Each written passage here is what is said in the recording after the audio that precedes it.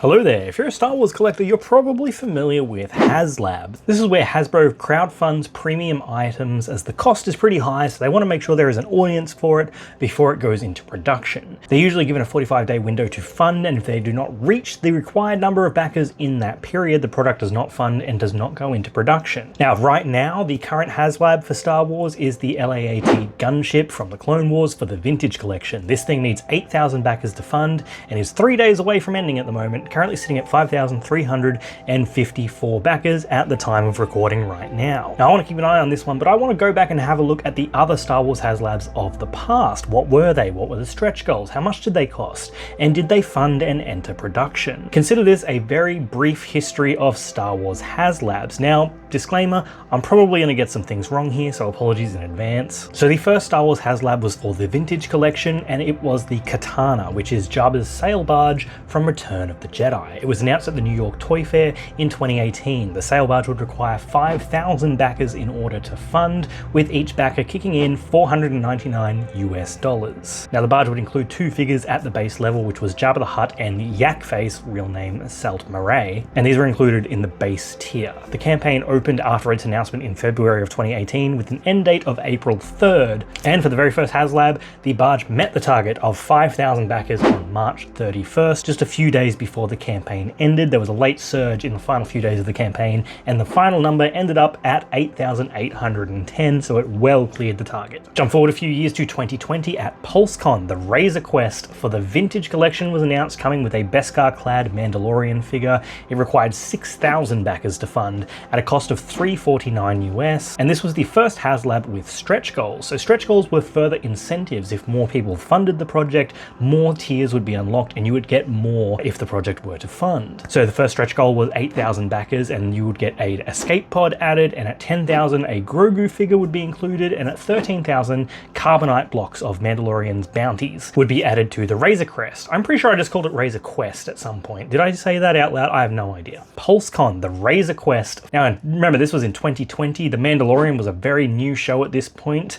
In 24 hours, the Razor Quest was fully funded. It reached the 6,000 backers it required in the first 24 hours. 3 days later, the escape pod was unlocked at 8,000 backers, and it reached 10,000 by October 7th and 13,000 by October 28th. The campaign was set to end on November 9th, so two stretch goals were added later into the campaign: a clear stand for 15,000 backers and an off-world Jawa Elder at 17,000 backers. When all was said and done, the Razor Crest campaign ended with a whopping 28,246 backers. All stretch goals unlocked. This was not only a massive success in terms of Star Wars side of Haslab, but the biggest success of all of the Haslabs at that time. It beat the Marvel Galactus Haslab that finished at 28,174. This thing was a massive success, and it is really cool. So now, while the Vintage Collection Haslabs were really successful, they weren't the only ones. The Black Series also had some Haslabs, and that's what I actually collect, so I took special interest in these ones. In October 2021, they announced for the Black Series line the Rancor from Return of the Jedi. This thing was huge, something like 42 inches wide.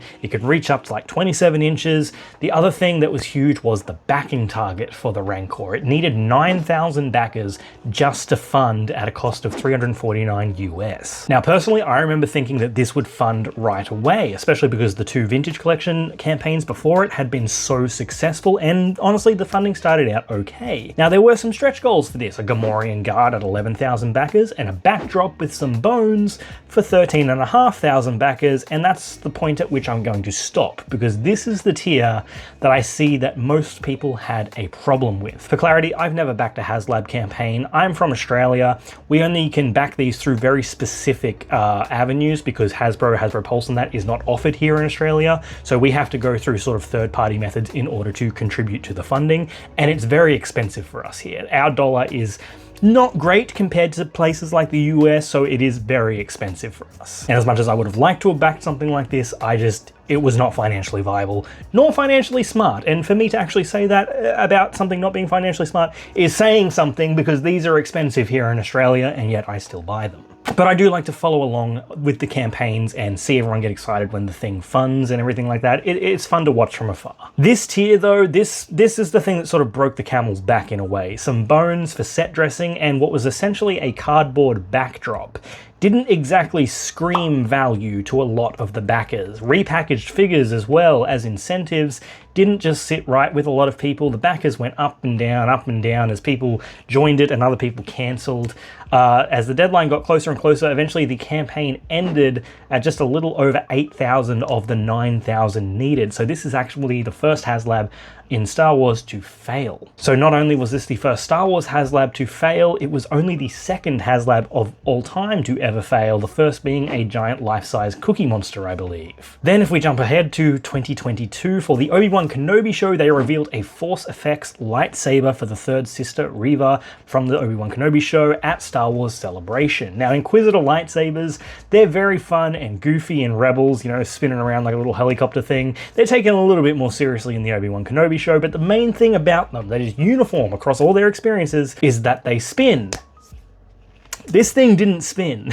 It went for $4.99 US and required 5,000 backers, and let's just not beat around the bush here, the thing never broke over 2,000 backers. It finished at around 1,400. Now there's lots of reasons for this one. It didn't spin. The price point was way too high. You can get decent sabers for way less than that price point. The Obi-Wan Kenobi show was very divisive. A lot of people didn't gel with Reva's character. I actually kind of liked her, honestly. I do feel like the show misused her at points, but especially in the last episode, but that's neither here nor there. But yeah, this was a pretty big failure and was back-to-back failures for both Star Wars Haslab and Star Wars The Black Series. And since then, we haven't had another Black Series Haslab since. But in 2023, the Vintage Collection Haslab returned with the Ghost, announced in July, requiring 8,000 backers at a cost of $4.99. The Ghost would include a Hera Syndulla figure at the base tier with stretch goals of Ezra Bridger at 11,000, Kanan Jarrus at 14,000, and Zeb Aurelios at 17,000. And like those that came before it, for the Vintage Collection, the Ghost was fully funded, and the stretch goals were all met with a total of 21,768 backers. This is one of the few Haslabs that I've actually gotten to see in person, and it was so nice. I really want it, but it is a pricey investment for me, especially here in Australia, and especially also for a line of figures that I do not actually collect. So for now, I'm going to admire this one from afar. But that brings us to today. The LAAT Gunship comes with 2 clone pilots, a stand, some sticker sheets. It needs 8,000 backers to fund, with stretch goals at 10, 12, and 14,000, which will get you some extra Jedi, Coleman, Trebor, Saze Tin, and Agent Kolar at those respective tiers. Now, when I started writing and shooting this video, the backers was at 5,354 with 3 days to go, and it is now at 5,375 backers. So they've picked up 31 additional backers in the time that I've been writing and shooting this video. I'm not too sure about this one, if I'm being honest. Now, there is always a late surge in these campaigns as they come to a close.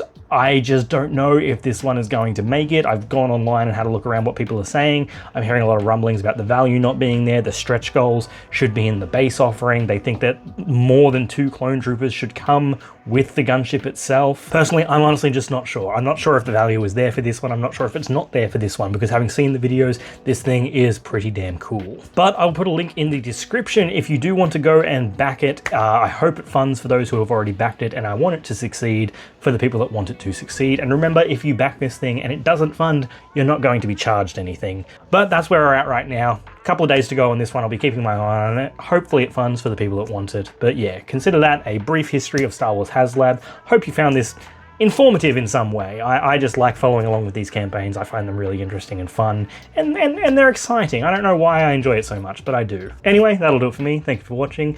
Make sure you follow me here and over on TikTok. I love talking about Star Wars all the time. Anyway, thanks for watching. May the Force be with you, always.